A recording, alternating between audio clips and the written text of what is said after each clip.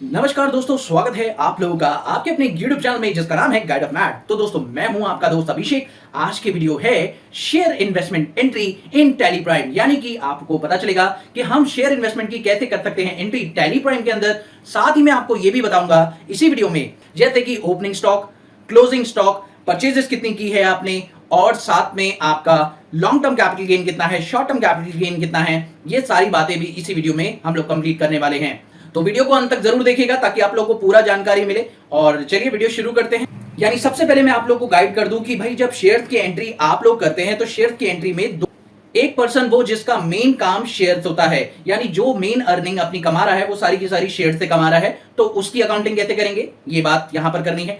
दूसरा वो व्यक्ति जो बिजनेस रन कर रहा है और जिसने एक फर्म का रजिस्ट्रेशन ले रखा है और उसी में काम कर रहा है, लेकिन वो साथ साथ एक्स्ट्रा अर्निंग के लिए ये बिजनेस कर रहा है, तो उसका अकाउंटिंग हम कैसे करेंगे, उस व्यक्ति की बात यहां पर हम करने वाले हैं। तो दोनों की बात हम यहां पे करेंगे। तो वीडियो शुरू करिएगा। वीडियो थोड़ा सा बड़ा हो सकता है, आप लोगों को कंप्लीट देखना पड़ेगा तभी आपको जानकारी मिलेगी।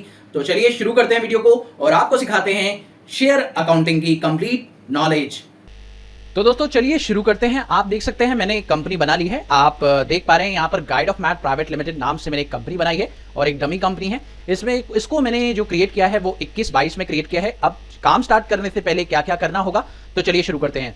सबसे पहले आपको गोडाउन का फीचर यहां पर लाना होगा और गोडाउन के फीचर में आपको गोडाउन क्रिएट करना होगा। उसके लिए आपको क्या करना है, चलिए मैं आपको दिखाता हूं। सबसे पहले आप जाएंगे क्रिएट पर जाने के बाद आपको यहां पर दिख रहा होगा गोडाउन का ऑप्शन। आप देख पा रहे हैं गोडाउन के ऑप्शन पर जैसे ही आप क्लिक करेंगे आपको यहां पर मिलेगा क्रिएट न्यू। आपको क्रिएट न्यू पर क्लिक करना है। साथ ही जब आप क्रिएट न्यू पर क्लिक करें तो उसके साथ साथ आपको यहां पर थोड़े से काम और भी करने हैं, और वो क्या है मैं आपको बता देता हूं। यहां पर आप F12 प्रेस करें और F12 प्रेस करने के बाद आपको एक छोटा सा काम करना है, और वो क्या है मैं आपको यहां पे बता देता हूं। Enable third party stock detail, इस ऑप्शन को यस कर दें। जैसे ही आप ये यस करेंगे आपके पास यहां स्क्रीन पर चेक कर पा रहे होंगे ये दो ऑप्शन खुल जाएंगे। तो ये बहुत जरूरी है और इसीलिए आपको इसी की वजह से आपका काम सही हो पाएगा। तो चलिए सबसे पहले हम लोग गोडाउन क्रिएट करते हैं और गोडाउन का नाम हमारा रहेगा शेयर स्टॉक। तो हमने शेयर स्टॉक नाम से एक गोडाउन क्रिएट कर दिया है। आप कुछ भी बना सकते हैं, आपकी मर्जी है, लेकिन मैंने शेयर स्टॉक बना लिया है। ये प्राइमरी गोडाउन है। लेकिन दोस्तों अब यहां पर इस फीचर को लाने का सिर्फ एक पर्पस था, क्योंकि ये third party stock with us का ऑप्शन जो आप देख रहे हैं इसे आप यस करिएगा। ये अभी थोड़ी देर में आपको पता चल जाएगा इस ऑप्शन को मैंने यस क्यों किया, आपको मैं दिखाऊंगा। इसको अभी यस कर देंगे और इसके बाद इसे हम एक्सेप्ट कर देंगे। तो ये आपका पहला काम हो गया है। अब वापस से तो अब ये जो है हमारी अकाउंटिंग होगी। तो चलिए स्टार्ट करते हैं। देखिए दोस्तों हमारा काम, हमारे को अपने क्लोजिंग स्टॉक की डिटेल्स चाहिए। अब यहाँ पर अब आप ध्यान रखिए, यहाँ पर आपको क्लोजिंग स्टॉक की डिटेल इसलिए चाहिए क्योंकि हमें बिजनेस में शेयर्स की जरूरत है। हमारे पास बहुत सारा क्लोजिंग स्टॉक भी पड़ा है, आप चेक कर सकते हैं। ये मैंने एक डमी फॉर्मेट बना रखा है, आप चेक कर सकते हैं। इसमें 20-21 की जो डिटेल है आपको दी रखी है, लेकिन आप जो अकाउंटिंग अभी कर रहे हैं वो आप कर रहे हैं 21-22 में। तो यहाँ पर आपको कौन सी डिटेल फिल आउट करनी है ये मैं आपको बता देता हूँ। आपको सिर्फ और सिर्फ क्लोजिंग डिटेल्स को फिल आउट करना है। इसकी वजह ये क्योंकि क्लोजिंग जो होता है वो ओपनिंग में कन्वर्ट होगा, तो आपको ये क्लोजिंग डिटेल चढ़ानी है ताकि जब मैं इन शेयर्स में डील करूं, जो कि हमारे पास यहां पर हैं, ये सारे के सारे शेयर थे कंपनी के शेयर। तो इन कंपनीज में मैंने शेयर्स खरीदा हुआ है, तो इन कंपनी के शेयर जब मैं डील करूं तो उनकी जो एंट्रीज है मैं कर पाऊं, इसलिए मुझे क्या करना पड़ेगा, क्लोजिंग डिटेल्स को चढ़ाना पड़ेगा। तो चलिए देखते हैं क्या करेंगे, इसके लिए कैसे एंट्री पास करेंगे। तो चलिए सबसे पहले तो आप आ जाइए टैली पर और उसके बाद आप यहां पर क्रिएट सेक्शन पर चले जाइए। क्रिएट सेक्शन पर जाने के बाद आप लेजर पर चले जाइए और लेजर पे आने के बाद आपको क्रिएट करना है लेजर। अब लेजर किस नाम से आपको क्रिएट करना है, इस नाम से आपको लेजर क्रिएट करना है जो कि आपके पास प्रोडक्ट है। तो यहां पर ये नाम का लेजर बनाएंगे अभी आप। तो ध्यान से दोस्तों, इस नाम का आपको लेजर क्रिएट करना है यहां पर। तो यहां पर आप देख सकते हैं मैंने लिख दिया है। तो इस नाम से आप लेजर बनाएंगे और इस लेजर को आप लोग एक नए ग्रुप में डालेंगे, क्योंकि हम चाहते हैं कि ये जो सारे लेजर हैं, ये सारे के सारे लेजर एक पर्टिकुलर ग्रुप का पार्ट बने। वैसे तो ये एक इन्वेस्टमेंट है, लेकिन हम चाहते हैं कि ये अलग से शो हो, ये शेयर्स में होने वाली इन्वेस्टमेंट्स हैं। तो हम यहाँ पर क्या करेंगे, एक ग्रुप क्रिएट करेंगे ऑल्ट सी के साथ, और यहाँ पर बनाएंगे ग्रुप का नाम शेयर इन इन्वेस्टमेंट।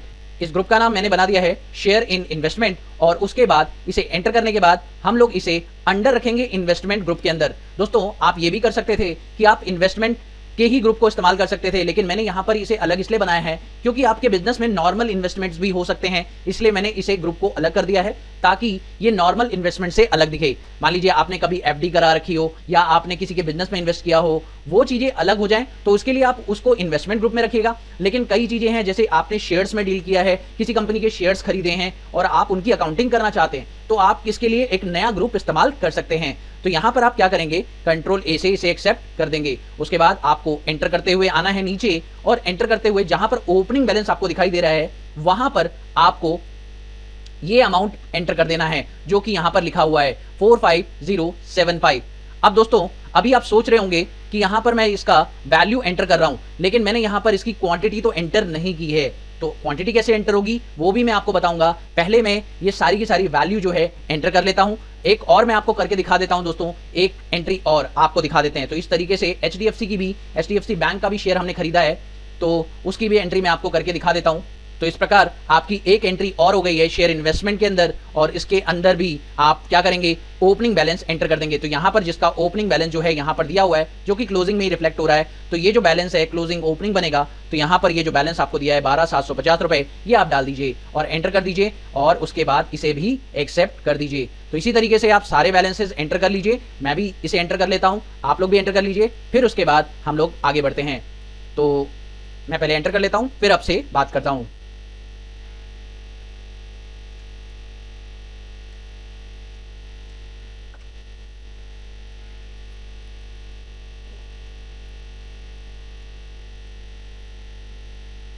अब दोस्तों, यहाँ पे आप एक और चीज नोटिस करिए कि आप लोगों के पास जिन जिन के बैलेंसेस थे वही मैंने एंटर किए हैं, उन्हीं का क्लोजिंग बैलेंस डाला है। कई ऐसे भी इन्वेस्टमेंट्स हैं जिनमें कोई भी क्लोजिंग बैलेंस नहीं है, तो उन लेजर्स को मैं नहीं बनाऊंगा। जिन लेजर्स में क्लोजिंग बैलेंसेस हैं उन्हीं लेजर्स को मैं यहाँ पर क्रिएट करूंगा। तो अभी मेरे पास टाटा मोटर्स है, तो टाटा मोटर्स मुझे क्रिएट करना है, लेकिन मेरे को रिलायंस क्रिएट नहीं करना है।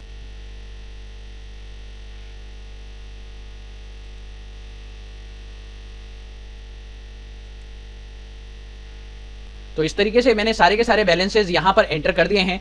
अब मैं आप लोगों को बैलेंस शीट का स्टेटस एक बार दिखा देता हूँ, ताकि आपको पता चल जाए कि जो हमने यहाँ पर वैल्यू डाली है वो आपको बैलेंस शीट में शो हो जाएगी। तो एक बार बैलेंस शीट चेक करने के लिए आपको यहीं से प्रेस करना है ऑल्ट जी, और ऑल्ट जी प्रेस करने के बाद आप बैलेंस शीट पर आइए और आप चेक कर सकते हैं आपका शेयर इन इन्वेस्टमेंट जो है अलग से दिखाई दे रहा है, और उसका टोटल अमाउंट अगर आप चेक करें तो दोस्तों आप देख सकते हैं यहाँ पर जो आपका बैलेंस आ रहा है वो 176,704.68 आ रहा है। तो यहाँ पर भी आपको यही आपका क्लोजिंग बैलेंस दिखाई दे रहा है, जो कि अब ओपनिंग में बदल चुका है। अब दोस्तों यहाँ पर सवाल ये उठता है कि अब अगर आपने यहाँ पर वैल्यू ही एंटर की तो इसके पीसेस कैसे डलेंगे, और फिर आप इन्हें सेल कैसे करेंगे या इन्हें परचेज कैसे करेंगे। तो आपको इसकी क्वांटिटी डालने के लिए क्या करना होगा, आइए मैं आपको बताता हूँ। तो इसके लिए आपको क्या करना होगा, यहीं पर एस्केप करिए, और एस्केप करने के बाद आप यहाँ पर स्टॉक आइटम क्रिएट कर सकते हैं। या तो आप क्रिएट गेटवे ऑफ टैली पर आकर क्रिएट पर जाइए, और क्रिएट पर जाने के बाद आप स्टॉक आइटम क्रिएट करिए। अब स्टॉक आइटम क्रिएट करने से वैल्यू बढ़ जाएगी, आप लोग ये सोच रहे होंगे। नहीं, ऐसा कुछ भी नहीं होगा। स्टॉक आइटम क्रिएट करने से डबल वैल्यू नहीं होगी। अगर आप स्टॉक आइटम में ये वैल्यू डालेंगे और उसका ये रेट डालेंगे, ये वैल्यू डालेंगे, तो ये डबल रेट नहीं होंगे। ये मैं आपको दिखाना चाहूंगा। चलिए मैं आपको बनाकर दिखा देता हूं। सबसे पहले हमें क्या करना होगा, स्टॉक आइटम क्रिएट करना होगा, और इस नाम का मैं स्टॉक आइटम भी क्रिएट करूंगा। जिस नाम का मैंने लेजर बनाया था उस नाम का मुझे स्टॉक आइटम भी क्रिएट करना पड़ेगा, और किसी भी कैटेगरी में नहीं रखना। और इसे बनाना किस में है, पीसेस के अंदर। तो यहाँ पर आप पीसेस ले लीजिए और यहाँ पर एंटर कर दीजिए। अब दोस्तों यहाँ पर आपने एंटर कर दिया है, उसके बाद आपको क्या करना है, जीएसटी नॉट एप्लीकेबल रखना है इसमें, और उसके बाद एंटर करते हुए क्वांटिटी में आप डाल दीजिए कितनी क्वांटिटी है, 500 पीसेस।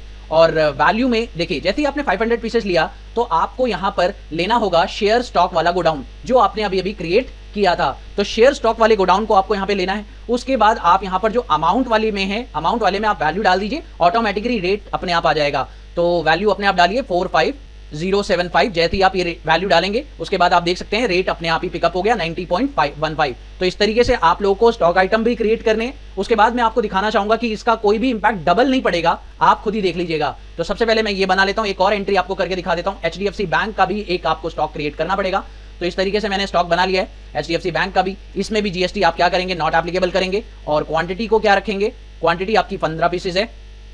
शेयर स्टॉक आपको यहां पर लेना है गोडाउन, और उसके बाद इसकी जो वैल्यू है वो बता दीजिए। वैल्यू कितनी है, अमाउंट में बताइए, वो है 12750। तो 12750 आपने यहाँ पे क्रिएट कर दी। उसके बाद आप इसे एंटर कर दीजिए। देखिए जैसे ही 12750 एंटर किया उसके बाद आपको वैल्यू मिल चुकी है। एंटर करके इसे एक्सेप्ट कर दीजिए। इसी तरीके से आप अगला भी बना लीजिए।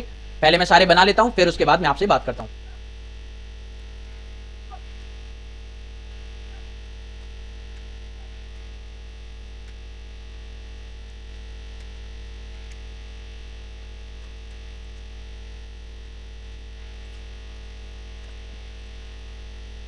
तो दोस्तों इस तरीके से मैंने के सारे स्टॉक आइटम क्रिएट कर लिए हैं। अब यहाँ पर मेरे जो क्लोजिंग स्टॉक थे वो भी तैयार हो चुके हैं। मैंने लेजर भी बनाया था और मैंने क्लोजिंग स्टॉक भी बनाया था। तो अब आप ये सोच रहे होंगे कि ये मिसमैच करेगा और ये डबल डबल हो चुका होगा, तो ऐसा कुछ भी नहीं है। मैं आपको दिखाना चाहूंगा। एक बार बैलेंस शीट के लिए ऑल्ट जी प्रेस करते हैं और बैलेंस शीट पे आते हैं। ये देखिए जैसे ही मैं बैलेंस शीट पर आया तो आप देखिए जनरली होता क्या था कि जब भी आप कोई क्लोजिंग स्टॉक बनाते थे तो आपका क्लोजिंग स्टॉक यहां पर शो कर देता था, लेकिन अभी क्या हो रहा है, क्लोजिंग स्टॉक में आपको कोई भी वैल्यू नहीं दिखाई दे रही है। तो ऐसा कैसे पॉसिबल हुआ? ये सिर्फ एक छोटी सी वजह से हुआ, और वो ये, आपको याद होगा कि मैंने सभी स्टॉक को एक नए गोडाउन में एंटर किया है, शेयर स्टॉक, और उस शेयर स्टॉक वाले गोडाउन में एक छोटा सा पॉइंट मैंने ऑन किया था। क्या आपको याद होगा? Third party stock with us, यानी कि थर्ड पार्टी का स्टॉक हमारे पास पड़ा है। ये हमारे गोडाउन में स्टॉक नहीं है। किसके गोडाउन में अवेलेबल है? थर्ड पार्टी के गोडाउन में। क्योंकि आप ये खुद ही सोचिए, शेयर का जो भी सारा का सारा ट्रांजैक्शन है आपके बिजनेस का पार्ट तो है ही नहीं। सीधी सी बात है, आप जो शेयर्स खरीदते हैं, ये सारा का सारा जो शेयर्स होता है वो आपके ब्रोकर के थ्रू आप खरीदते हैं। तो आपके बिजनेस में इसे स्टॉक की तरह कैसे ट्रीट कर सकते हैं? यानी ब्रोकर के थ्रू जो भी चीज आप खरीद रहे हैं, आप अपने नॉर्मल बिजनेस के साथ उसे नहीं मिला सकते। तो नॉर्मल बिजनेस सपोज करिए आपका कुछ का है, सपोज करिए आपका नॉर्मल बिजनेस गारमेंट का है, तो अगर नॉर्मल बिजनेस में स्टॉक का बिजनेस भी ऐड हो जाएगा तो दिक्कत आप लोग को होगी। इसीलिए हमने क्या किया कि उस स्टॉक को मेंटेन करने के लिए हमने थर्ड पार्टी का इस्तेमाल किया। लेकिन अगर आप वो देखना चाहते हैं कि हमारे पास वो जो स्टॉक अवेलेबल है वो कितना है, तो वो देखना चाहते हैं, जैसे आपने शेयर इन्वेस्टमेंट में देख लिया, भाई आपको इस कंपनी का शेयर आपके पास है, ठीक है। लेकिन अगर आप वो स्टॉक की डिटेल देखना चाहते हैं तो आपको सिर्फ एक काम करना है, क्लोजिंग स्टॉक पर जाकर बैलेंस शीट के अंदर एंटर प्रेस करना है, और यहां पर एंटर प्रेस करने के बाद अगर आप वो स्टॉक डिटेल देखना चाहते हैं जो कि किसके पास है, थर्ड पार्टी के पास, यहां पर आने के बाद आपको प्रेस करना होगा कंट्रोल बी। जैसे ही आप कंट्रोल बी प्रेस करेंगे आपके पास एक ऑप्शन आएगा godown type, our stock with third party. इस पर आप एंटर करेंगे और एंटर करने के बाद आपको ये वाला ऑप्शन दिखाई दे रहा होगा, third party stock with us, यानी थर्ड पार्टी का स्टॉक आपके पास है। इसी ऑप्शन को आपने यस किया था। आप इस पर जैसे ही एंटर करेंगे आपको अब एस्केप करने के बाद आप देखिए आपका पूरा का पूरा स्टॉक डिटेल शो होने लग जाएगा। तो दोस्तों ये एक अच्छा तरीका होता है जब आप शेयर्स में डील कर रहे होते हैं। आपके शेयर्स में भी डील हो गया, और अब आप चेक कर सकते हैं कि आपकी जितनी क्वांटिटी थी, जितनी क्वांटिटी अवेलेबल थी आपके पास क्लोजिंग में, उतनी ही दिखाई दे रही है, और उसकी वैल्यू भी अगर आप चेक करें तो उतनी ही है जितनी आपके पास वहां पर शो हो रही है एक्सेल शीट में। तो दोस्तों देख सकते हैं बहुत ही सिंपल तरीके से कंपैरिजन हो चुका है। लेकिन ये एक ऐसा तरीका है जिसे आप लोगों को क्लोजिंग स्टॉक अफेक्ट नहीं होगा, यानी आपके नॉर्मल बिजनेस में कोई इफेक्ट नहीं पड़ेगा। अब दोस्तों, अब इस बिजनेस में हम लोग एक नया काम करने वाले हैं, और वो क्या काम है मैं आपको बताता हूं। कि मान लीजिए अब इस बिजनेस को हमने स्टार्ट तो कर लिया है, इस बिजनेस में हमने सारी एंट्री भी पास कर ली है, यानी हमारे पास क्लोजिंग स्टॉक अवेलेबल हो गया है। अब हमें क्या करना है कि बिजनेस में एक नया स्टॉक परचेज कैसे किया जाएगा, इसके बारे में बात करते हैं। तो चलिए देखते हैं। दोस्तों, जब भी हम बिजनेस में कोई भी चीज परचेज करते हैं तो उसके लिए हमें क्या करना होता है, जैसे हमें शेयर्स परचेज करने हैं तो शेयर्स के लिए हम किसी ना किसी ब्रोकर का इस्तेमाल करते हैं। जैसे जो गवर्नमेंट ब्रोकर होते हैं, जिन्हें शेयर्स बेचने का राइट होता है, जो शेयर्स को खरीदते बेचते हैं, उन ब्रोकर से आप सामान खरीदते हैं। जैसे जीरोधा एक ब्रोकर है जिससे आप शेयर की परचेज सेल कर सकते हैं। एंजल ब्रोकिंग ये भी एक ब्रोकर है जिससे आप शेयर परचेज कर सकते हैं। यानी कि कहने का मतलब ये है कि शेयर परचेज एंड सेल करने के लिए आप लोगों को किसी एक ऐसे ब्रोकर का इस्तेमाल करना होगा जो एक लाइसेंस ब्रोकर है और स्टॉक एक्सचेंज में रजिस्टर्ड है। तो ये रजिस्टर्ड ब्रोकर हैं जिनसे आप डील कर सकते हैं। तो चलिए एक बार देखते हैं, अगर इनके थ्रू आपने शेयर परचेज किया है तो इनसे आपको एक चीज मिलेगी जिसको बोलते हैं कॉन्ट्रैक्ट नंबर। जी हाँ दोस्तों, जिसको बोलते हैं कॉन्ट्रैक्ट नंबर। मैं आपको दिखाना चाहूंगा, ये देखिए जीरोधा से एक कॉन्ट्रैक्ट नोट हमें मिला है, जिसमें हमने ये देखा कि आप देख सकते हैं, यहाँ पर चेक करिए, यहाँ पर आप लोगों को एक कॉन्ट्रैक्ट नंबर के अगेंस्ट ये जो है आपने जो शेयर थे परचेज किया है। अब इस शेयर की सारी जानकारी तो मैं आपको शो नहीं कर सकता क्योंकि यहाँ पर जो है क्लाइंट्स की इंफॉर्मेशन हैं, तो वो इन्फॉर्मेशन मैं आपको शो नहीं कर सकता। साथ में मैं आपको ये बता देता हूँ कि जो ट्रांजैक्शन जब हुई है तो इसमें आपको और डिटेल्स में आपको दिखाता हूँ। जैसे मैं स्क्रॉल डाउन करता हूँ तो आप देखिए, यहाँ पर आप देख रहे हैं, आप लोगों को दिखाई दे रहा होगा कि हमने अशोक लेलैंड कंपनी के shares, Ashok Leyland company limited के शेयर्स हमने जो है परचेज किए हैं। आप देख सकते हैं यहाँ पर बी लिखा हुआ है, बी का मतलब बाय किए हैं और एस का मतलब सेल्स किए हैं। तो यहाँ पर देखिए हमने बाय किए हैं। आप देख सकते हैं यहाँ पर पहले 944 क्वांटिटी हमने बाय की है, फिर एक क्वांटिटी हमने बाय की है, फिर 41 क्वांटिटी हमने बाय की है, यानी कि टोटल 1000 क्वांटिटी हमने बाय कर रखी है। किसकी? अशोक लेलैंड की। और अभी तक कोई भी जो शेयर है इसमें से बेचा नहीं गया है। तो इसको बाय करने का तरीका क्या होगा ये मैं अब आपको बताऊंगा। तो इस एंट्री को कैसे पास करेंगे टेली प्राइम पर, इसको मैं बता दूं आपको। तो दोस्तों इस एंट्री को करने के लिए आपको याद रखना है, हमेशा इस एंट्री की परचेज, जो भी आप परचेज करने वाले हैं, तो उस परचेज को आप हमेशा ध्यान रखिए आप कहां करेंगे? जनरल वाउचर में। जी हाँ दोस्तों, इसके लिए आप नॉर्मल वाउचर्स का इस्तेमाल नहीं कर सकते, आपको सिर्फ और सिर्फ जनरल वाउचर का इस्तेमाल करना पड़ेगा, क्योंकि इसमें कई सारे खर्चे भी आप लोगों को देखने को मिलेंगे। आप देख सकते हैं नीचे, आप लोग चेक करिए, कई सारे एक्सपेंसेस भी आपको यहां पर देखने को मिल सकते हैं। तो कई बार ऐसा भी होता है कि बिजनेस में कई सारे एक्सपेंसेस आप लोग को दिए जाते हैं और वो एक्सपेंसेस आप लोग को यहां पर बिजनेस में गिवन होते हैं। तो आप लोग को ये करना है कि भाई आपको ये शेयर्स परचेज करने हैं, तो परचेज करते समय एक्सपेंसेस का भी ध्यान रखना होगा दोस्तों। तो चलिए अब हम जो हैं इस ट्रांजैक्शन को एक बार करके जर्नल पर देख लेते हैं और इसको परचेज की एंट्री कैसे पास करेंगे एक बार चेक करते हैं। तो चलिए एक बार टैली पर आ जाते हैं और वाउचर में चलते हैं। अब इसको करने से पहले आपको एक छोटा सा काम करना होगा, ऑल्टर पे जाना होगा, वाउचर टाइप पर जाना होगा और वाउचर टाइप पर जाने के बाद आपको यहां पर जनरल वाउचर को खोलना होगा और जनरल वाउचर पे जाने के बाद आपको यहां पर दिख रहा होगा आपने मेथड ऑफ वाउचर नंबरिंग को ऑटोमेटिक किया हुआ है, इसे आपको मैनुअल करना होगा। बस इतना करना है। उसके बाद प्रिवेंट डुप्लीकेट यस कर दीजिए और उसके बाद कंट्रोल ए प्रेस कर दीजिए, ताकि आप जो भी एंट्री पास करें उसमें आप नंबरिंग भी कर पाएं। तो इसके लिए आपने ये काम कर लिया। उसके बाद आप वाउचर पे जाइए और जनरल वाउचर के लिए आप जानते ही हैं आपको F7 प्रेस करना होगा। तो F7 मैंने प्रेस किया, आप जनरल वाउचर आपका खुल चुका है। अब आप यहां पर डेट डालेंगे कि किस डेट को आपने वो ट्रांजैक्शन की है। तो मान लीजिए मैंने 1 अप्रैल को वो ट्रांजैक्शन की है, तो आपको यहां पर कॉन्ट्रैक्ट नंबर लिखना होगा और वो कॉन्ट्रैक्ट नंबर आप लोगों को ये दिखाई दे रहा है, देख सकते हैं ये है कॉन्ट्रैक्ट नंबर। तो इसे मैंने कॉपी कर लिया है और कॉन्ट्रैक्ट नंबर को मैं यहां पर पेस्ट कर देता हूं। उसके बाद एंटर करूंगा और एंटर करने के बाद मैं यहां पर डेबिट करूंगा किसको। तो ध्यान से दोस्तों, कॉन्ट्रैक्ट नंबर मैंने वहां पर डेबिट कर दिया है, कॉन्ट्रैक्ट नंबर मैंने डाल दिया है। अब डेबिट किसको करूंगा? तो मैं क्या परचेज कर रहा हूं, सबसे पहले तो मुझे याद रखना है कि मैं जो खरीद रहा हूं वो क्या खरीद रहा हूं। तो मैं बैंक के शेयर, मैं अशोक लेलैंड से शेयर खरीद रहा हूं। तो इस केस में मुझे इन्वेस्टमेंट कहां करना है ये मुझे बताना होगा। तो यहां पर मेरी जो कंपनी होगी वो मुझे क्रिएट करनी पड़ेगी ऑल्ट सी के साथ, और वो लेजर मुझे क्रिएट करना है। उस लेजर का नाम है अशोक लेलैंड। तो यहां देख सकते हैं आप लोग, इस लेजर का नाम मैं यहां पर क्रिएट कर दूंगा। इस कंपनी के शेयर्स मैं परचेज कर रहा हूं, तो ये मेरा एक इन्वेस्टर है जिसे मैं यहां पर ले लूंगा, जिसके अंदर मैं इन्वेस्टमेंट कर रहा हूं। तो यहां पर मैं इसे किस ग्रुप में डालूंगा? Share in investment. याद होगा आप लोगों को जब मैंने सारे के सारे लेजर बनाए थे तो उनमें इसी तरीके से मैंने उसे शेयर इन इन्वेस्टमेंट में लिया था। इसी तरीके से अशोक लेलैंड लिमिटेड को भी मुझे शेयर इन इन्वेस्टमेंट में लेना होगा। अब दोस्तों यहां पर आप लोगों को एक छोटी सी बात ध्यान रखनी है, जब आप इस ऑप्शन को एंटर कर रहे हैं तो यहां पर आप लोगों को एक चीज और ध्यान रखनी है, और वो क्या है? वो थोड़ी सी गलती है, अगर आप वो नहीं करेंगे तो प्रॉब्लम में पड़ जाएंगे। इसमें आप लोगों को ध्यान रखना है कि आपको इन्वेंट्री वैल्यूज आर अफेक्टेड का ऑप्शन यस करना होगा इन सभी के अंदर, तो वो ध्यान रखना बहुत जरूरी है। इसके लिए आपको F12 प्रेस करना है, और अगर वो ऑप्शन आपका नहीं आ रहा है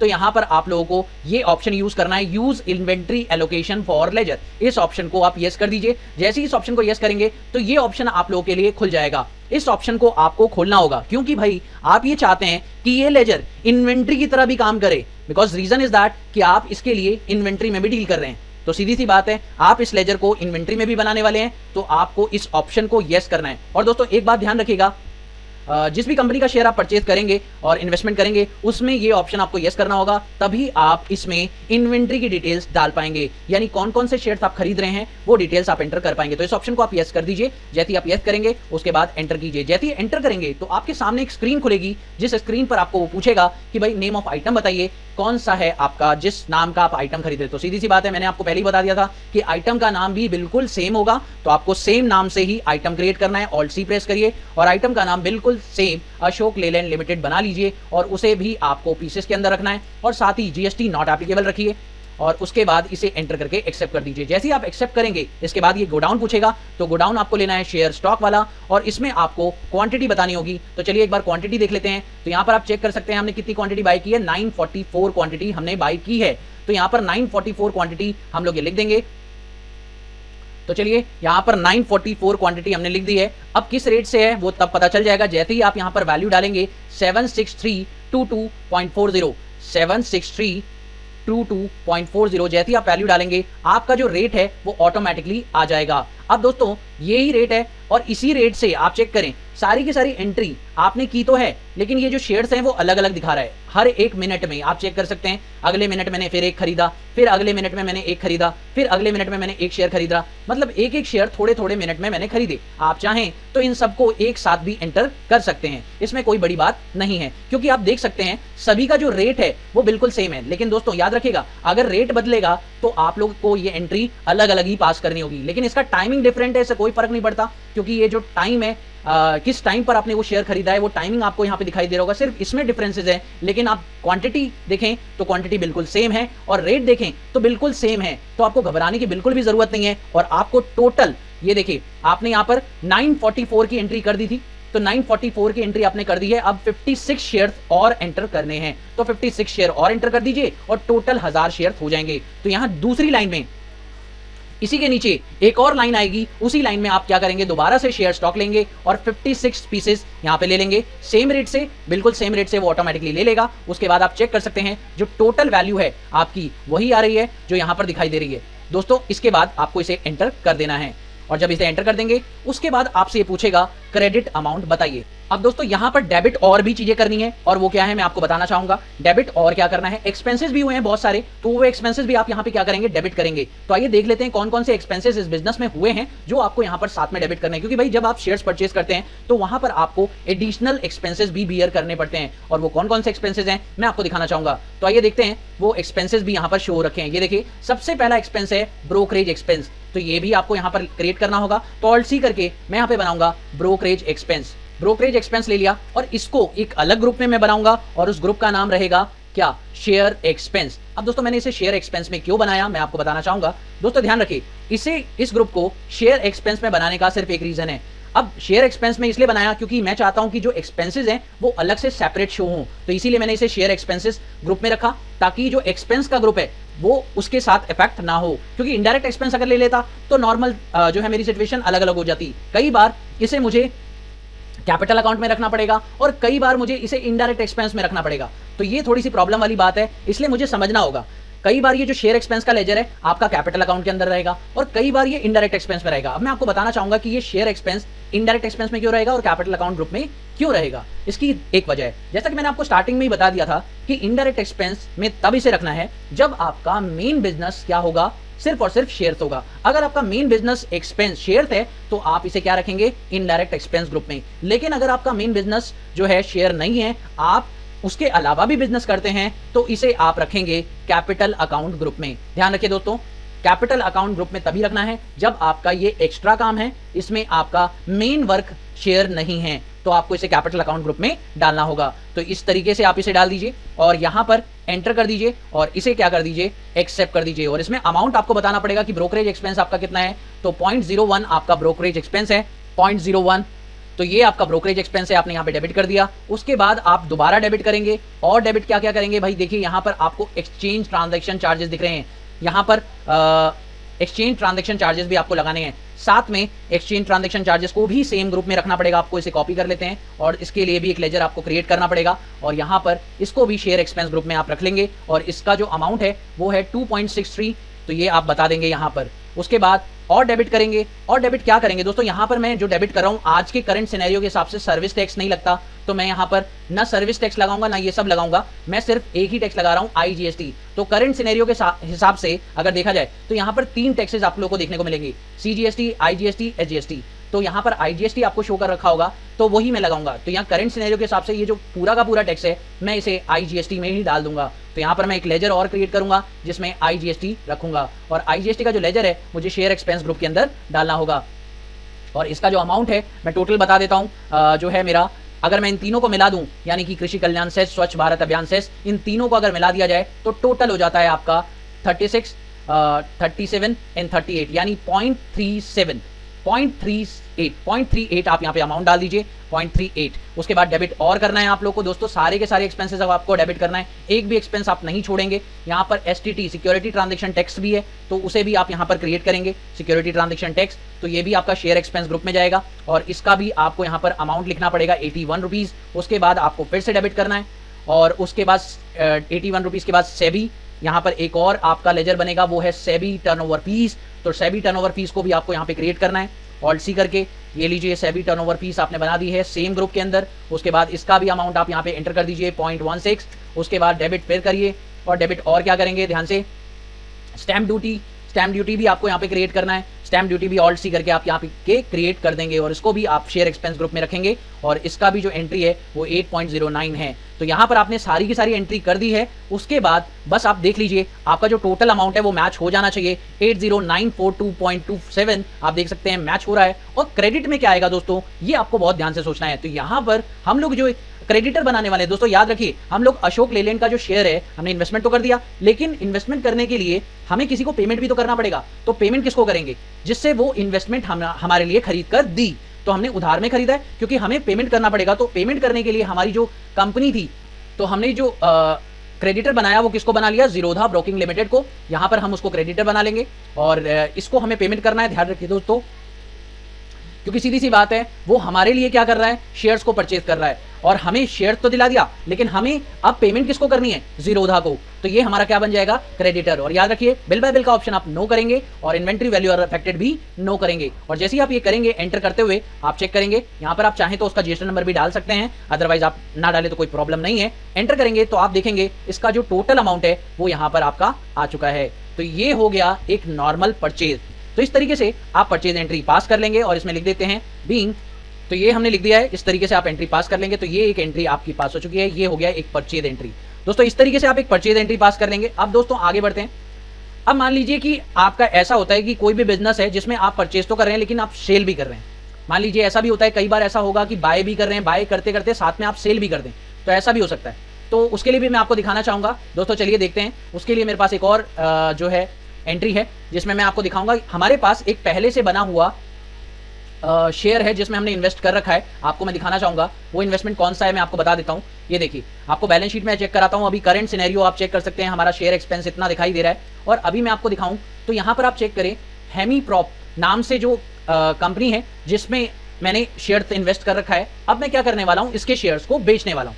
तो बेचते समय क्या एंट्री होगी ये मैं आपको बताने वाला हूं। तो चलिए इसके लिए भी मैं आपको उसका कॉन्ट्रैक्ट दिखा दूं। तो कॉन्ट्रैक्ट मुझे दिखाना पड़ेगा तभी काम बनेगा।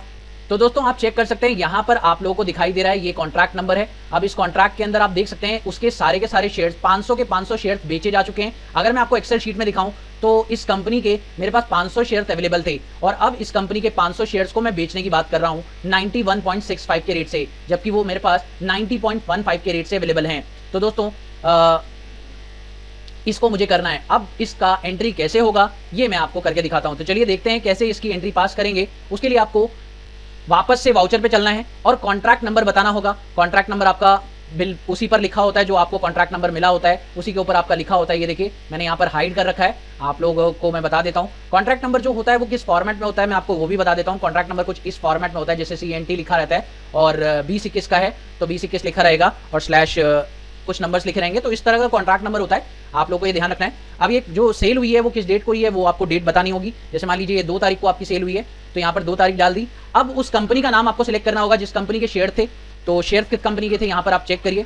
दोस्तों अब यहाँ पर क्या करना है, अब यहाँ पर ध्यान से समझिए कि जब इस सेल की एंट्री आप कर रहे हैं और पुराना जो है आप लोगों के पास कोई ना कोई स्टॉक पड़ा हुआ है, तो यहाँ पर जब आपको पुराना स्टॉक पड़ा हुआ है और आपको उसे ही सेल करना है तो उस केस में आपको क्या करना होगा, जीरोधा ब्रोकिंग लिमिटेड को आपको डेबिट करना होगा। और डेबिट करने के बाद अभी आपको इसका अमाउंट पता नहीं है तो आप एक काम कर सकते हैं कि इसका अमाउंट अभी आप एंटर करके आगे बढ़ सकते हैं और जो अमाउंट आपको पता है वो पहले डाल दीजिए। तो आपको डेबिट में सारे के सारे एक्सपेंसेस पहले तो बुक कर लेने चाहिए और जितने भी एक्सपेंसेस आप लोग को यहाँ पे दिखाई दे रहे हैं, जैसे कि आप लोग को पता ही है कि ब्रोकरेज के एक्सपेंसेस हैं तो ब्रोकरेज का एक्सपेंसेस आप यहाँ पे डाल दीजिए जितना भी है आपका 0.01, तो ये ब्रोकरेज का एक्सपेंस है। डेबिट और कर दीजिए और आपका डेबिट में आपका जो हो जाएगा वो 1.37 एक्सचेंज ट्रांजेक्शन चेक्स वो आप ले लीजिए, जो है 1.37 जो है आप यहाँ पे डाल दीजिए। उसके साथ साथ आप लोग को डेबिट में एक और चीज़ रख लेनी चाहिए, डेबिट में आपका exchange charges, exchange transaction charges हो गया। उसके बाद डेबिट में आप IGST लगा दीजिए, IGST भी है इसके अंदर, आप चेक कर सकते हैं 0.25 IGST है। उसके अलावा आप लोग को डेबिट में एक और चीज़ दिखाई दे रही होगी, वो है आपका सिक्योरिटी ट्रांजैक्शन टैक्स जो कि आपका STT होता है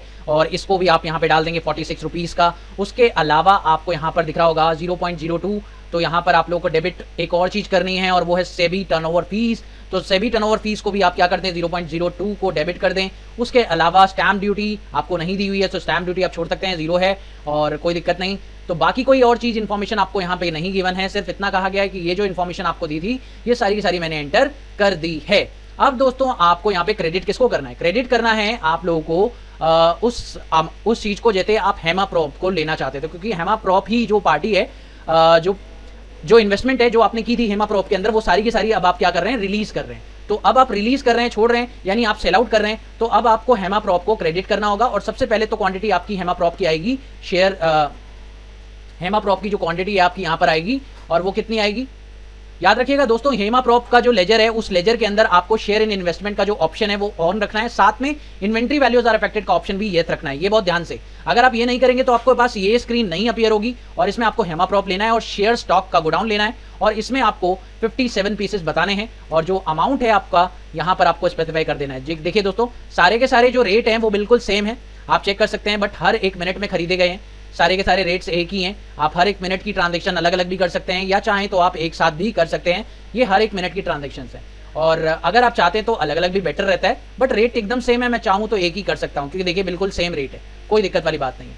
तो यहाँ पर आप चाहें तो टोटल अमाउंट से एंट्री कर सकते हैं, और 500 पीसेस का एंट्री एक ही बार में मैं यहाँ पर कर सकता हूँ। मुझे अलग अलग करने की जरूरत नहीं है। लेकिन अगर अलग अलग रेट पे मैं सेल आउट करता, अलग अलग रेट पे बिकते, तो यहाँ पर मुझे क्या करना पड़ता? अलग अलग रेट डालने के लिए आपको अलग अलग लाइन में एंट्री करनी पड़ती, फर्स्ट लाइन में अलग, सेकंड लाइन में अलग एंट्री करनी पड़ती। लेकिन अभी मैं क्या कर सकता हूँ? 500 क्वांटिटी और उसका टोटल रेट आएगा 45825। तो यहाँ पर आप 45825 जो है अमाउंट डाल दें, और आप देख सकते हैं उसका टोटल रेट 91.65 ऑटोमेटिकली आ गया है, और वो आप भी चेक कर सकते हैं, यहाँ पर आप लोग को दिखाई दे रहा है। तो अगर आप चेक करें, आपका टोटल जो है एंट्री हो चुका है, और अब अगर आप चेक करें तो आपका जीरोधा के अंदर बैलेंसिंग फिगर आने का वक्त आ गया है। तो अब आप अगर यहाँ से हटा दें तो आपका बैलेंसिंग फिगर क्या आएगा, ये चेक करिए। तो आप देख सकते हैं यहाँ पर आपको बैलेंसिंग फिगर पता चलेगा, और बैलेंसिंग फिगर कितना आ रहा है आप चेक करिए। तो ये देखिए आपका बैलेंसिंग फिगर कितना आएगा, वो आपको यहाँ पे ले लेना चाहिए। यहाँ से हटा दीजिए, इसको एंटर करते हुए लास्ट में आ जाते हैं, और लास्ट में ही ले लेते हैं इसका बैलेंसिंग फिगर। जो आप लोगों का अमाउंट अभी बैलेंसिंग फिगर रह गया है डेबिट के अंदर, डेबिट के अंदर जो अमाउंट आपका रह गया है वो जीरोधा है, और जीरोधा का जो बैलेंसिंग फिगर है वो टोटल मैंने यहाँ पर डाल दिया है। आप देख सकते हैं जीरोधा का जो बैलेंसिंग फिगर है वो यहाँ पर आ गया है। इस एंट्री को आपको एक्सेप्ट कर लीजिए। एक्सेप्ट करने के बाद आपको क्या करना है, एक बार मैं एंट्री वापस से खोलता हूँ। आप देख सकते हैं इस एंट्री में मैंने इसको डेबिट किया है और इसको क्रेडिट किया है। अब आपको ये भी देखना है कि दोस्तों इस एंट्री में लॉस या प्रॉफिट कितना हुआ, ये भी आपको पता लगाना है। तो ध्यान से दोस्तों, अगर इस ट्रांजैक्शन में आपको लॉस हुआ है या प्रॉफिट हुआ है, ये आपको पता लगाना है। तो आपको इसके लिए क्या करना होगा मैं आपको बताना चाहूंगा। इसके लिए आपको जाना होगा गेटवे ऑफ टैली पर, उसके बाद आप जाएंगे डिस्प्ले पर। डिस्प्ले पे जाने के बाद आपको जाना है अकाउंट बुक पर, और अकाउंट बुक पे जाने के बाद आप जाएंगे लेजर पर। लेजर पर आपको करना ये है, आप लोगों को जिसके साथ आपने सेल की ट्रांजैक्शन की थी उसको आपको ओपन करना है। जैसे हेमी प्रॉप था, उसकी ट्रांजैक्शन आपने की थी, तो आप चेक कर सकते हैं इसकी ट्रांजैक्शन 1 अप्रैल से लेकर 2 अप्रैल तक की ट्रांजैक्शन हुई है, और इसमें जो आपका डिफरेंस दिखाई दे रहा है दोस्तों, देख सकते हैं 750 रुपए का जो डिफरेंस आप लोग का यहाँ पे दिख रहा है। ओपनिंग इतना था और जो क्लोजिंग है वो इतना है, यानी कि आप लोगों ने एंट्री पास की और एंट्री में आप लोगों को डिफरेंस दिखाई दिया। तो ये जो डिफरेंस आया, इस डिफरेंस को आप कहेंगे प्रॉफिट या लॉस। अब दोस्तों देख सकते हैं आप लोग, यहाँ पर आप लोग का जो सेल अमाउंट है वो ज्यादा है, तो यहाँ पर आपको हुआ है प्रॉफिट, 750 रुपए का प्रॉफिट, और इस प्रॉफिट को आपको एडजस्ट करना होगा। अब कैसे एडजस्ट करेंगे, इसकी एंट्री क्या पास करेंगे वो मैं आपको बताना चाहूंगा।